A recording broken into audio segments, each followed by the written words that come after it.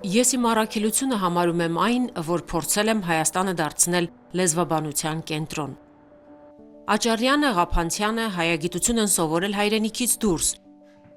Մենք հիմա կարող ենք հպարտանալ, որ չկա հայագիտության միջուղ, որը մեզ մոտ չի դասավանդվում, ուսումնասիրվում։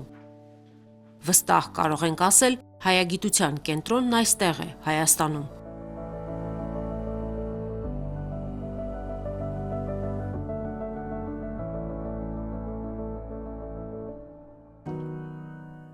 Խորհրդային Հայաստանի ակադեմիայի ակադեմիկոս,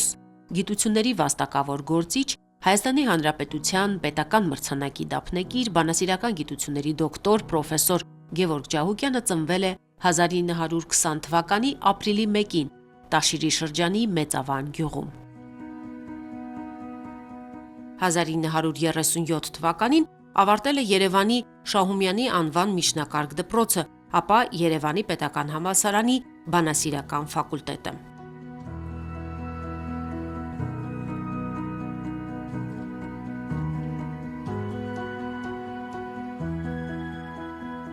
Ինձ համար տարօրինակ էր, որ մեկը կարող էր ինձանից որևէ առարկա լավ իմանալ, օրինակ, նույն հաջողությամբ ինձ մոտ ստացվում էին նաև բնագիտական առարկաները, և մաթեմատիկայի ուսուցիչներից մեկը սպասում էր, որ մաթեմատիկոս պիտի դառնամ։ Երբ ես փոքր էի, կարդացի, որ այսինչ գրողը այսքան լեզու է իմացել, մտածեցի, ես ինչու չիմանամ։ Անվանի լեզվաբանը երջանիկ մանկություն չի ունեցել։ Փոքր է եղել, երբ հայրը լքել է ընտանիքը, մոր հետ սոցիալական տարբեր խնդիրներ են հաղթահարել, բայց սովորելու ձգտումը երբեք չի կորցրել։ Խորհրդային բանակում ծառայելուց հետո կրթությունը շարունակել է ասպիրանտուրայում, դարձել մեծ հայագետ, Աճարյանի ասպիրանտը։ Թեկնածուական ատենախոսությունը պաշտպանել է քերականական և ուղղագրական աշխատությունները հին և միջնադարյան Հայաստանում թեմայով, իսկ 1955 թվականին 18-ից 19-րդ դարերի հայ լեզվաբանական միտքը և աշխարհաբարի հարցերը գիտական ուսումնասիրությամբ ստացել է բանասիրական գիտությունների դոկտորի գիտական աստիճան։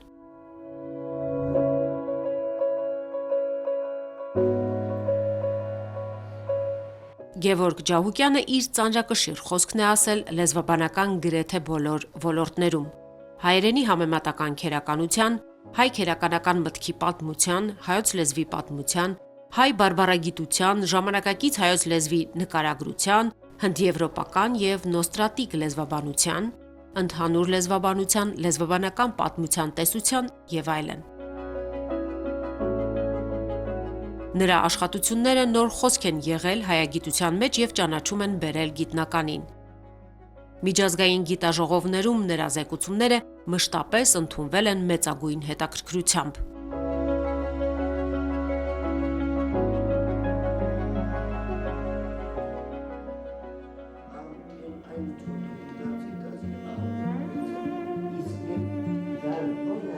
Լույսը բացվելու պահին գիտնականն արդեն գրասեղանի առջև էր, հետո համալսարան դասավանդելու էր շտապում, ապա վարչական աշխատանքի, լեզվի ինստիտուտ, տերմինաբանական կոմիտե։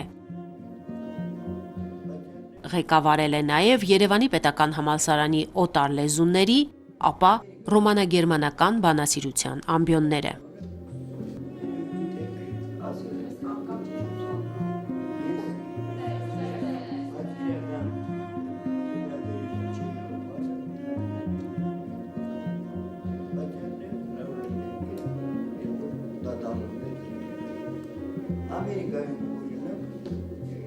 Գևորգ Ջահուկյանը մանրամասն ներկայացրել է հայերենի առնչությունները հնդեվրոպական և այլ ընտանիքների պատկանող բազմաթիվ հին և հնագույն լեզուների հետ։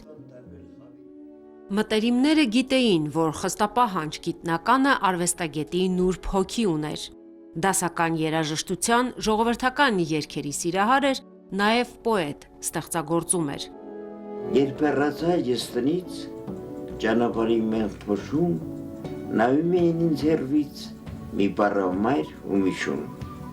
Մայրը լալիս էր կամաց, շունը պոչն էր պտտում, այնպես սուրտ էր իմ դիմաց, այնպես դուռ էր տրտում։ Կգամ արդյոք նորից հետ,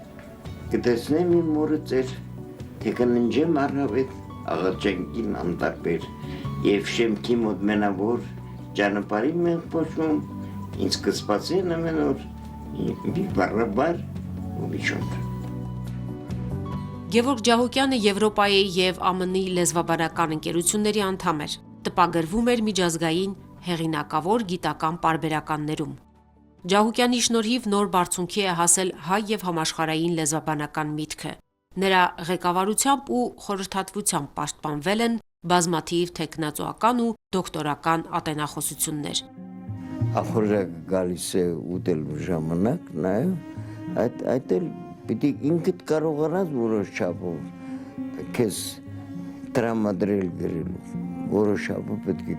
կարողանաս տրամադրել։ Չի կարելի ամբողջը թողնել,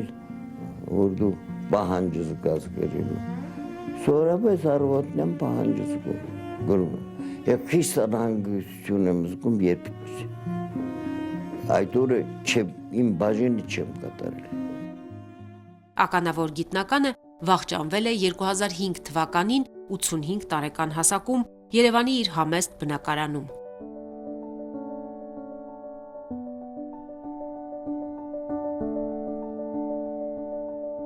Գիտնականը ժառանգներ չուներ։ Նրա մահից հետո անձնական իրերի, լուսանկարների մի մասը ազգականներից բանաստեղծ Մելս Բաղդասարյանը թանգարան ստեղծելու նպատակով տեղափոխել է հայրենի Մեծավան գյուղ, բայց թանգարան այդպես էլ չի ստեղծվել։